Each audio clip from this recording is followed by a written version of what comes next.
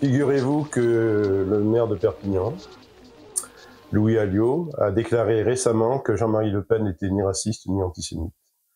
Cela aura de quoi surprendre ceux qui connaissent un peu le parcours de Jean-Marie Le Pen. C'est du Front National, parti fondé par d'anciens OAS, par des anciens Waffen-SS et par d'anciens collabos de Vichy.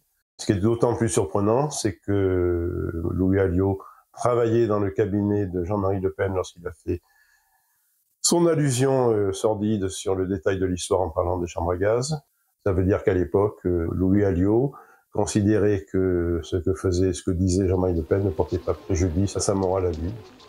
Mais moi, ce qui me choque, ce qui me surprend, ce qui me pose question, c'est pourquoi la famille Klarsfeld a apporté le soutien à ce personnage en recevant la médaille de la ville de Perpignan, mais surtout qu'il n'ait refusé de restituer cette médaille lorsque Louis Alliot a prononcé ses paroles néfastes sur Jean-Marie Le Pen.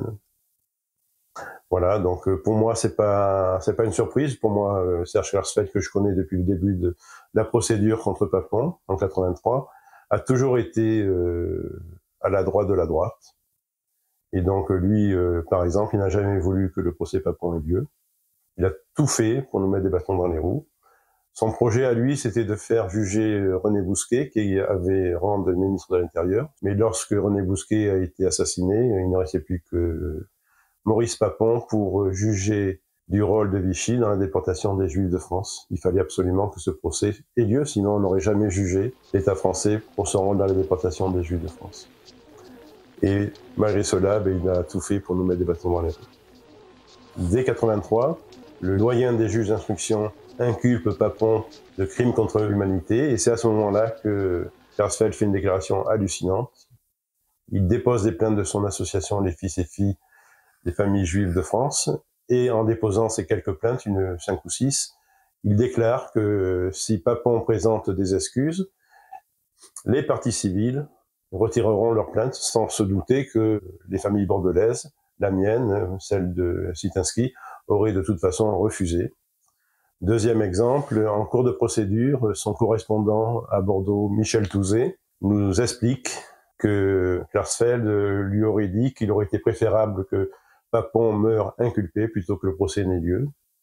Troisième exemple, Gérard Boulanger, toujours en cours de procédure, discute avec Klarsfeld qui lui dit que c'est pas normal que le procès ait lieu à Bordeaux, qu'il vaudrait mieux que le procès ait lieu à Paris, ce à quoi Boulanger lui répond oui, comme le procès Barbie par exemple, qui, comme tout le monde le sait, a eu lieu à Lyon. Quatrième exemple, à l'ouverture du procès, Alain Jakubowicz rencontre Serge Klarsfeld qui lui demande comment on peut faire pour faire annuler le procès. Et devant la surprise de Alain Jakubowicz, il lui dit non, excuse-moi, j'ai rien dit, je me suis trompé.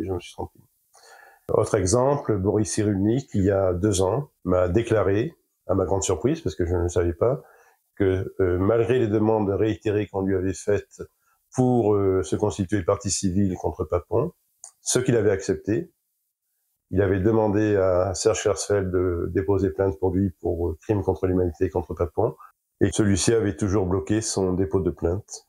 Et enfin, le coup de tonnerre dans la procédure bordelaise. Nous sommes en janvier 1998, soit 4 mois après le démarrage du procès. Les Klarsfeld demandent la destitution du président de la cour d'assises parce qu'il aurait eu des liens de parenté avec une des familles de victimes, qui est vraiment hallucinant, ce qui est vraiment incompréhensible. C'est un peu comme si Klarsfeld avait demandé à ce que Eichmann ne soit pas jugé en Israël parce que le président, forcément, aurait eu du sang juif ou des origines juives.